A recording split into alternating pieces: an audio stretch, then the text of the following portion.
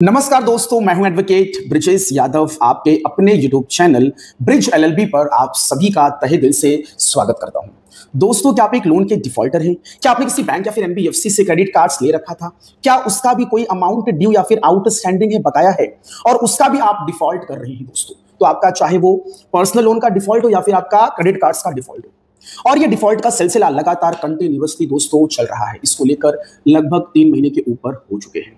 आपका लगातार आपका 3 ईएमआई डिफॉल्ट और बाउंस हुआ। उसके बाद हुआ क्या दोस्तों? बैंक और एनबीएफसी ने आपके लोन अकाउंट को एनपीए नॉन परफॉर्मिंग एसेट्स में कैटेगराइज या फिर घोषित कर दिया। अब इसके बाद हुआ क्या? लोन अकाउंट एनपीए होने के बाद बैंक और NBFC reserve bank of India की गाइडलाइंस या फिर उनके नियम अनुसार, उनके रूल्स एंड रेगुलेशंस या फिर लॉ के अनुसार दोस्तों, कानून के मुताबिक वो आपके खिलाफ में, आपके अगेंस्ट में कानूनी प्रक्रिया, लीगल एक्शन स्टार्ट कर सकते हैं दोस्तों। अब हुआ क्या? बैंक और एनबीएफसी ने इस रिकवरी की प्रक्रिया के लिए third party loan recovery agents को आपके पीछे लगा दिया। ये लोन रिकवरी एजेंट्स आपको दिन भर में 100 कॉल्स दोस्तों करके आपको कॉल्स पे डराते हैं, धमकाते हैं, आपको परेशान करते हैं, आपका हैरेसमेंट करते हैं।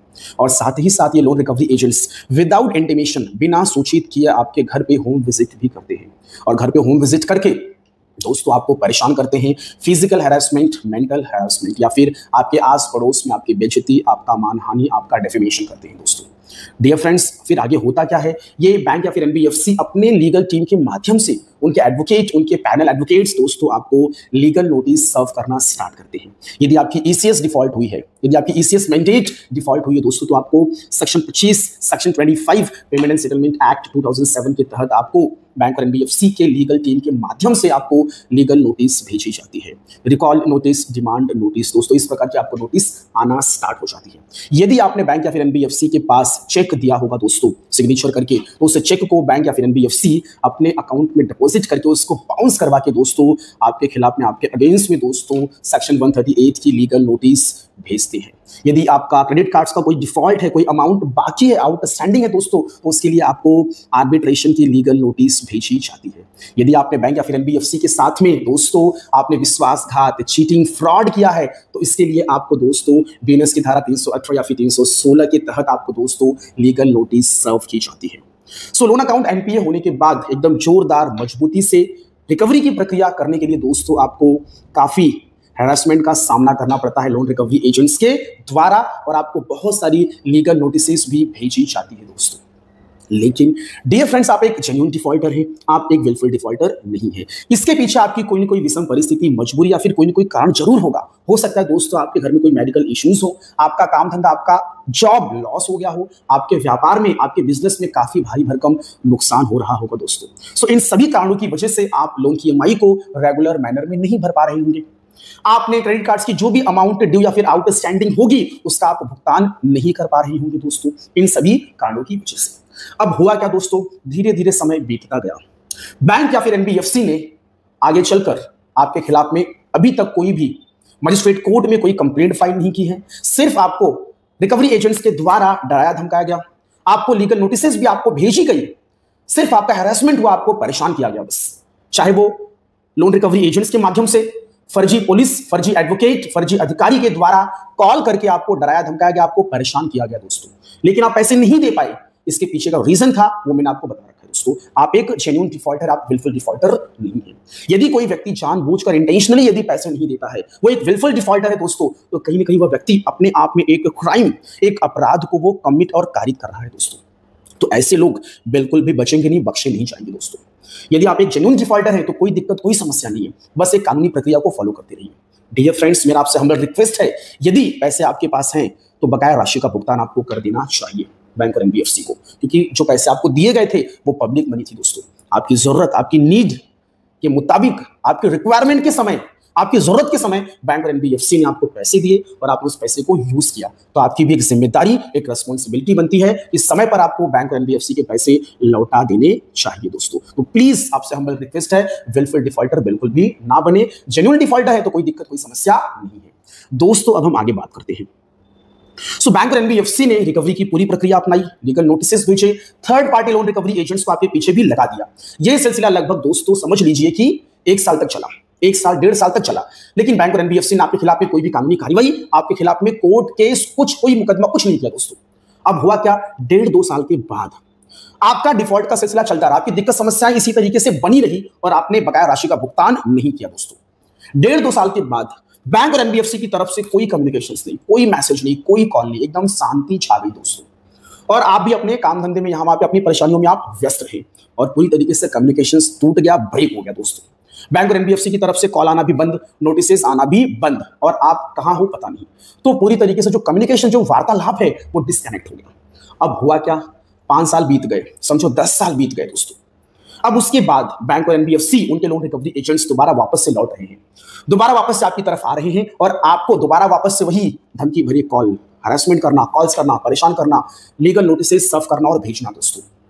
तो मेरा प्रश्न ये है कि क्या 10 साल के बाद, 15 साल के बाद या फिर 5 साल के बाद क्या बैंक या फिर एनबीएफसी बकाया राशि की वसूली के लिए क्या आपके खिलाफ में, आपके अगेंस्ट में क्या लीगल एक्शन ले सकती है? क्या कोई कानूनी कार्यवाही कर सकती है? क्या बकाया राशि की वसूली कानूनन तौर पर, लीगली, क्या बैंक या फिर एनबीएफसी कर सकती है दोस्तों? बकाया राशि की वसूली की जो प्रक्रिया है वो कानूनी तरीके से क्या कर सकती है दोस्तों? ये मेरा प्रश्न है। 5-10 साल बीत चुके हैं, 5 से 10 साल बीत चुके हैं। आपने ये सोच लिया था कि बैंक और एनबीएफसी लगता है भूल गई, आप खुश, आप एकदम मौज में।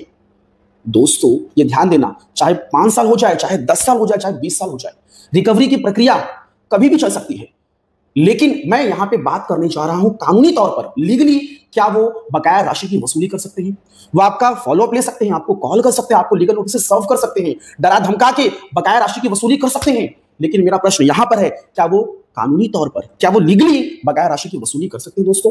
कोर्ट कचहरी में आपके खिलाफ में मुकदमा फाइल कर सकते हैं, दीवानी न्यायालय में, सिविल कोर्ट में क्या दोस्तों आपके अगेंस्ट में मनी रिकवरी सूट फाइल कर सकते हैं दोस्तों? ये मेरा प्रश्न है।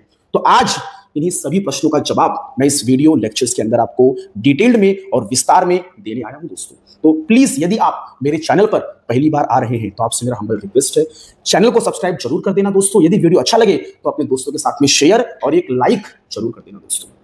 सो डियर फ्रेंड्स, आइए हम लेक्चर्स को स्टार्ट करते हैं। सो दोस्तों सबसे पहले मैं बात करूंगा एक कानून की, द लिमिटेशन एक्ट 1963 दोस्तों ये कानून हमें ये बताता है कि बकाया राशि की वसूली या फिर किसी व्यक्ति के खिलाफ में कोई भी आपको मनी रिकवरी सूट या फिर कोई भी डेब्ट है, कोई कर्ज है, यदि आपको उसकी वसूली लीगली तौर पे करना है तो आप कब तक कर सकते हैं, उसका टाइम लिमिट क्या है दोस्तों? तो वो टाइम लिमिट के बारे में ये द लिमिटेशन एक्ट 1963 का जो कानून है दोस्तों वो बताता है। डियर फ्रेंड्स, आप एक लोन के डिफॉल्टर हैं, आप एक लोन के बोरोवर हैं, तो बैंक और एनबीएफसी आपके खिलाफ में, आपके अगेंस्ट में जो भी अमाउंट बाकी है उसकी रिकवरी के लिए दोस्तों कोर्ट में कब तक जा सकती है? मनी रिकवरी सूट कितने समय तक, कितने समय अवधि के अंदर वो आपके खिलाफ में मनी रिकवरी सूट मुकदमा फाइल कर सकती है? या फिर दोस्तों मैं बात करने जा रहा हूं, यदि आपने कोई चेक बैंक को दे रखा था और वो चेक डिसऑनर्ड और बाउंस हो गया तो उसका टाइम लिमिट क्या है? उस मामले में बैंक और एनबीएफसी आपके खिलाफ में, आपके अगेंस्ट में मजिस्ट्रेट कोर्ट में कंप्लेंट कब फाइल कर सकती है? या फिर सेक्शन 25 का मामला है, ईसीएस मैंडेट आपका डिफॉल्ट और बाउंस हो गया तो सेक्शन 25 के मामले में बैंक और एनबीएफसी आपके खिलाफ में, आपके अगेंस्ट में मजिस्ट्रेट कोर्ट में कंप्लेंट कब फाइल कर सकती है दोस्तों? आज हम इसी बात पर डिस्कशन और चर्चा करेंगे कानूनी तौर पर और लीगली दोस्तों द लिमिटेशन एक्ट 1963 के दोस्तों शेड्यूल के अंदर पार्ट 2 में आर्टिकल 21 में दोस्तों समय अवधि बताई गई है। यदि लोन की बकाया राशि की वसूली करनी है तो दोस्तों अगले 3 साल के अंदर विद इन 3 इयर्स बैंक और एनबीएफसी को कानूनी प्रक्रिया करनी पड़ेगी बकाया राशि की वसूली के लिए। यदि वो लीगली, कानूनी तौर पर यदि कोई सूट फाइल करके, कोई मुकदमा फाइल करके यदि बकाया राशि की वसूली करना चाहती है दोस्तों तो उसका टाइम लिमिट है 3 इयर्स। द लिमिटेशन एक्ट 1963 के शेड्यूल पार्ट 2 अंडर आर्टिकल 21 में क्लियर कट लिखा हुआ है दोस्तों 3 इयर्स। अब ये 3 इयर्स स्टार्ट कहां से होगा? दैट्स इंपॉर्टेंट दोस्तों।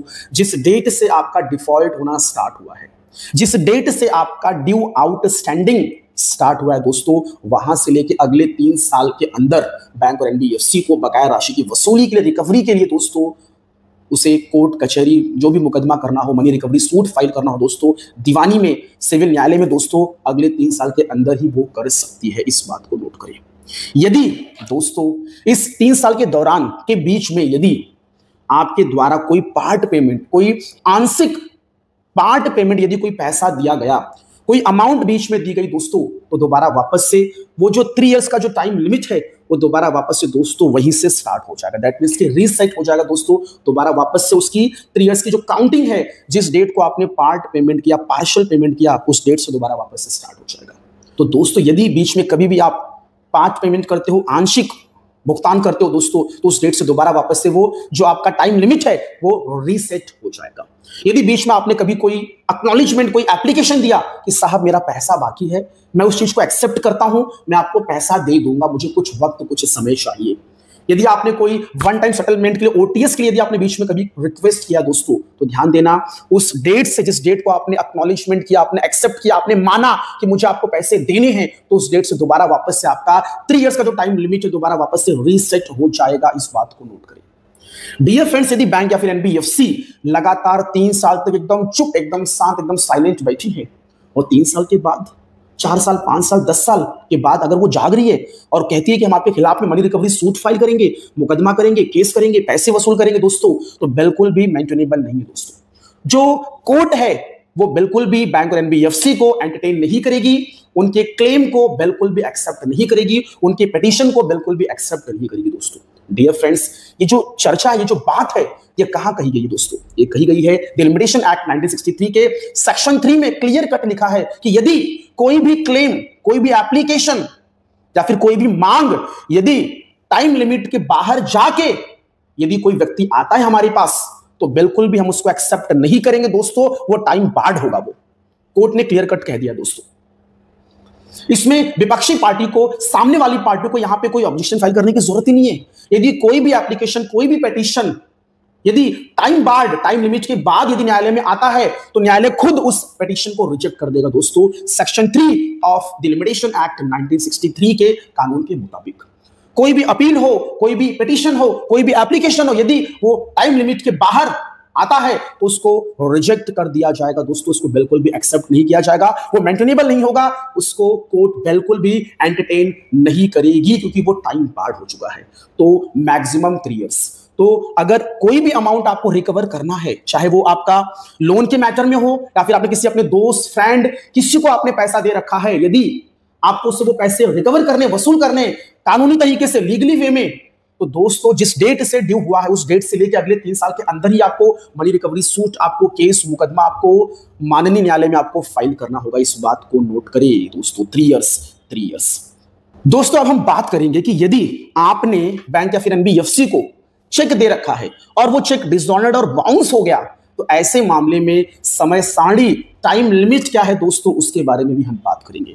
Dear friends, the negotiable instrument act 1881 के कानून में सेक्शन 42 में क्लियर कट टाइम लिमिट के बारे में बताया गया है। यदि कोई चेक डिसऑनर्ड या फिर बाउंस हो जाता है दोस्तों, तो समय सारणी क्या होगी, टाइम लिमिट क्या होगा। बैंक और एनबीएफसी या फिर कोई भी व्यक्ति आपके खिलाफ में, यदि आपका चेक होगा और वो अगर डिसऑनर्ड हो गया है, तो आपके खिलाफ में मजिस्ट्रेट कोर्ट में कब कंप्लेंट फाइल कर सकती है, उसका टाइम लिमिट क्या है दोस्तों, ये भी नोट कर लीजिए। जब आपका चेक जो आपने बैंक या फिर एनबीएफसी में दे रखा होगा, जब उस चेक को जो बैंक और एनबीएफसी है अपने बैंक अकाउंट में जब डिपॉजिट करती है, उसके बाद ड्यू टू इनसफिशिएंट फंड वो चेक आपका बाउंस और डिसऑनर्ड हो जाता है, जो आपने बैंक और एनबीएफसी के पास दिया था। तो दोस्तों डिसऑनर्ड और बाउंस होने के बाद जिस बैंक में वो चेक डिपॉजिट किया गया है, उस बैंक के द्वारा एक रिटर्न मेमो दिया जाता है। उस रिटर्न मेमो पे लिखा रहता है कि कॉजेस क्या है, रीजन क्या है, क्यों चेक डिसऑनर्ड हुआ दोस्तों। तो बैंक और एनबीएफसी को, ये ध्यान दीजिए, बैंक और एनबीएफसी को जब रिटर्न मेमो मिला, उस डेट से दोस्तों अगले 30 दिनों के अंदर लोन बोरोवर को, लोन डिफॉल्टर को, जिसने चेक इशू किया था, उसके खिलाफ में दोस्तों उसको दोस्तों एक लीगल डिमांड नोटिस भेजना होता है। जिस डेट को रिटर्न मेमो मिला, एक्नॉलेजमेंट मिला कि चेक डिसऑनर्ड क्यों हुआ, उस डेट से अगले 30 दिनों के अंदर सामने वाली पार्टी को, जिसने चेक इशू किया था, उसको लीगल डिमांड नोटिस भेजना पड़ता है दोस्तों। उस डिमांड नोटिस में 15 दिन का समय दिया रहता है कि आपको 15 दिनों के अंदर बकाया राशि का भुगतान करना है, जो भी चेक का अमाउंट है। यदि 15 दिन बीत गए और पैसे नहीं आए, तो जिस दिन वो 15 दिन खत्म हुआ, उस डेट से लेकर अगले 30 दिनों के अंदर बैंक और एनबीएफसी को उस लोन बोरोवर, लोन डिफॉल्टर के खिलाफ में मजिस्ट्रेट कोर्ट में कंप्लेंट फाइल करनी होती है दोस्तों। और 30 दिन खत्म हो गए, यदि मजिस्ट्रेट कोर्ट में कंप्लेंट फाइल नहीं की गई, तो दोस्तों बिल्कुल भी सेक्शन 138 में कोई भी कंप्लेंट को नहीं लिया जाएगा जो मजिस्ट्रेट कोर्ट है उनके द्वारा, क्योंकि एक टाइम लिमिट है दोस्तों, जो कि नेगोशिएबल इंस्ट्रूमेंट एक्ट के दोस्तों सेक्शन 142 में क्लियर कट लिखा है दोस्तों। डियर फ्रेंड्स, उसी तरीके से यदि सेक्शन 25 का मामला है, पेमेंट एंड सेटलमेंट एक्ट, ये भी same as it is section 138 cheque bouncing की तरह एकदम सेम एज इट इज चलता है दोस्तों। यहां भी टाइम लिमिट वही सेम है। यदि आपकी ईसीएस डिफॉल्ट हुई है, यदि आपकी कोई ईसीएस मिस हुई है, तो दोस्तों उसमें भी रिटर्न मेमो मिलता है, एक्नॉलेजमेंट की कॉपी मिलती है दोस्तों, उसमें भी रीजन लिखा रहता है ड्यू टू इनसफिशिएंट फंड। उसके बाद बैंक और एनबीएफसी को, लोन बोरोवर को, लोन डिफॉल्टर को दोस्तों लीगल डिमांड नोटिस भेजना होता है। जिस दिन ईसीएस डिफॉल्ट हुई, जिस दिन रिटर्न मेमो मिला, उस डेट से अगले 30 दिनों के अंदर डिमांड नोटिस भेजना होता है।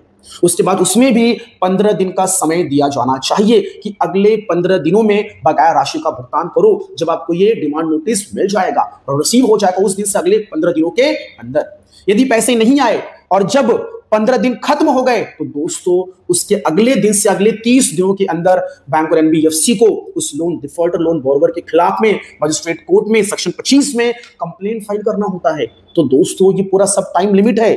और डियर फ्रेंड्स, टोटल यदि फ्रॉम स्टार्ट टू कंप्लेंट की डेट तक यदि मैं काउंट करूं तो 75 डेज होते हैं। 75 दिन के अंदर एक्शन लेना ही पड़ेगा। यदि 75 डेज के अंदर यदि एक्शन नहीं लिया गया दोस्तों, तो बैंक और एनबीएफसी जो मुकदमा कंप्लेंट फाइल करने की बात करते हैं ना कि आपके खिलाफ में सेक्शन 138 में, सेक्शन 25 में कंप्लेंट फाइल कर देंगे, यदि वो 75 डेज के बाद मजिस्ट्रेट कोर्ट में यदि कंप्लेंट फाइल करने जाएंगे, उनके कंप्लेंट को एंटरटेन नहीं किया जाएगा दोस्तों, वो बिल्कुल भी मेंटेनेबल नहीं होगा, क्योंकि टाइम लिमिट क्लियर कट बता रहा है दोस्तों। और यही बैंक और एनबीएफसी यदि बकाया राशि की वसूली के लिए सिविल न्यायालय में जाती है, मनी रिकवरी सूट फाइल करती है दोस्तों, तो उसका टाइम लिमिट है 3 साल। 3 साल। और दोस्तों ये सारी चीजें, चेक बाउंस हो गया, ईसीएस डिफॉल्ट हो गया, और उसके बाद 10 साल के बाद, 5 साल के बाद बैंक और एनबीएफसी ये कहती है कि आपके खिलाफ में सेक्शन 138 में कंप्लेंट फाइल कर देंगे, सेक्शन 25 में कंप्लेंट फाइल कर देंगे। दोस्तों बिल्कुल भी मेंटेनेबल नहीं है। इस कंप्लेंट को मजिस्ट्रेट साहब बिल्कुल भी एक्सेप्ट नहीं करेंगे। थोड़ा बहुत लेट होगा तो कॉन्डिनेशन ऑफ डिले एप्लीकेशन को एक्सेप्ट कर सकते हैं, लेकिन उसके लिए एक सफिशिएंट कॉज होना चाहिए, एक सही कारण होना चाहिए दोस्तों, और वो भी ज्यादा लंबा गैप नहीं, ज्यादा लेट नहीं। एक प्रावधानिक प्रोविजन है कॉन्डिनेशन ऑफ डिले का कि चलिए भाई थोड़ा लेट हुआ, 1 हफ्ता 10 दिन लेट हुआ, क्या कारण था, क्या रीजन था, क्यों आपने लेट कंप्लेंट फाइल की, सफिशिएंट कॉज बताना पड़ेगा। और वो मजिस्ट्रेट साहब की डिस्क्रिशनरी पावर पे डिपेंड करता है कि वो आपके कॉन्डिनेशन ऑफ डिले के एप्लीकेशन को एक्सेप्ट करे या फिर रिजेक्ट करे दोस्तों, इस बात को नोट करिए। तो डियर फ्रेंड्स, यहां पे बैंक और एनबीएफसी यदि आपको कभी भी उठ के आ जाती है और बोलती है कि हम आपके खिलाफ में मनी रिकवरी सूट फाइल करेंगे, केस मुकदमा कर देंगे, सेक्शन 25 की कंप्लेंट फाइल कर देंगे, सेक्शन 138 की कंप्लेंट फाइल कर देंगे, बिल्कुल भी नहीं चलेगा। कानून में, लॉ में क्लियर कट हर एक चीज का टाइम लिमिट प्रावधान दिया गया है दोस्तों। सेक्शन 25, सेक्शन 138 की बात करेंगे तो आपको नेगोशिएबल इंस्ट्रूमेंट एक्ट की कानून को आपको देखना होगा, आपको पेमेंट एंड सेटलमेंट एक्ट 2007 के आपको कानून को देखना होगा, तो उसमें क्या टाइम लिमिट दिया गया है। यदि मनी रिकवरी सूट फाइल करने जा रहे हैं दोस्तों, तो उसके लिए आपको डिलिमिटेशन एक्ट 1963 के कानून को देखना होगा, उसके शेड्यूल को देखना होगा। पार्ट 2 में अंदर अलग अलग आर्टिकल्स दिए गए हैं दोस्तों, उसके अंदर हर एक मैटर में, हर एक रिकवरी की प्रक्रिया में क्या क्या टाइम लिमिट होगा दोस्तों, वो क्लियर कट वहां पे सब मेंशन है, उसके मुताबिक ही सारी चीजें चलती हैं। ऐसा मनमानी नहीं चलता बिल्कुल भी कि कभी भी उठ के आ जाएंगे, हम आपके खिलाफ में कंप्लेंट फाइल कर देंगे, मुकदमा कर देंगे, वो कर देंगे, बिल्कुल भी मेंटेनेबल, बिल्कुल भी एंटरटेन नहीं किया जाएगा माननीय न्यायालय के द्वारा। एकदम क्लियर कट प्रावधान है दोस्तों, क्लियर कट प्रोविजन है, कानून में लिखा गया है। सो दोस्तों इसमें आपको डरना घबराना बिल्कुल भी नहीं है। कानूनी ज्ञान रखिए, नॉलेजेबल पर्सन बनिए दोस्तों, और समझिए कि बैंक और एनबीएफसी आपके खिलाफ में कब कंप्लेंट कर सकती है, कब मुकदमा कर सकती है, कब केस कर सकती है, क्या टाइम लिमिट है, कहीं टाइम लिमिट जो है वो बाहर तो नहीं हो गया है, वो सब देखिए, समझिए, और इसमें डरने घबराने की बिल्कुल भी जरूरत नहीं है दोस्तों, डियर फ्रेंड्स। तो दोस्तों यदि बैंक और एनबीएफसी एक काफी लंबे गैप के बाद आके कहती है कि हम ये कर देंगे, तो आपको डरना घबराना बिल्कुल भी नहीं है, आपके साथ में कानून है, लॉ है दोस्तों। लेकिन डियर फ्रेंड्स, अगेन आपसे हम्बल रिक्वेस्ट है, यदि पैसे बाकी हैं, आपने पैसे लिए हैं, आप एक जेन्युइन पर्सन हैं, तो आपको पैसे लौटा देने चाहिए। विलफुल डिफॉल्टर बिल्कुल भी ना बने दोस्तों। लेकिन अपने बकाया राशि की वसूली के लिए, रिकवरी के लिए दोस्तों बैंक और एनबीएफसी रिकवरी की प्रक्रिया कभी भी कर सकती है। बस मैं यही कहूंगा, चाहे वो रिकवरी एजेंट के माध्यम से करवाए, आपको मैसेज करे, मेल करे, होम विजिट करे, जो भी करे, वो रिकवरी की प्रक्रिया वो कर सकती है कंटिन्यू। लेकिन कानूनी तौर पे यदि वो कोर्ट में जाएगा तो उसके एप्लीकेशन को, उसके पिटीशन को बिल्कुल भी एंटरटेन नहीं किया जाएगा, वो मेंटेनेबल नहीं रहेगा। दोस्तों इस बात को नोट करें और समय सारणी को जरा समझिए। सो डियर फ्रेंड्स, मेरा ये लेक्चर यहीं पे समाप्त हुआ। आप लोगों ने इतना समय दिया, आप लोगों का तहे दिल से बहुत बहुत धन्यवाद। दोस्तों यदि आपको मेरा वीडियो अच्छा लगे, पसंद आए तो लाइक करना, दोस्तों के साथ में शेयर जरूर कर देना। थैंक यू सो मच, धन्यवाद। जय हिंद, जय भारत।